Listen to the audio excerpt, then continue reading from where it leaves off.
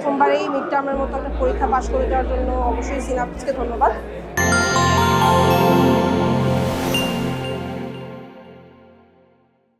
আমি এবার mid term medicine পাশ করেছি আলহামদুলিল্লাহ।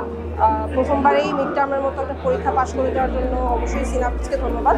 কারণ হচ্ছে সিনাপসে আমি ভর্তি ছিলাম এক্সাম ব্যাচের যে রেগুলার এক্সামগুলো ছিল সেগুলো অ্যাটেন্ড করতাম এবং হচ্ছে অস্কির যে ক্লাসগুলো থাকতো সেটা লাইভ করার চেষ্টা করেছি।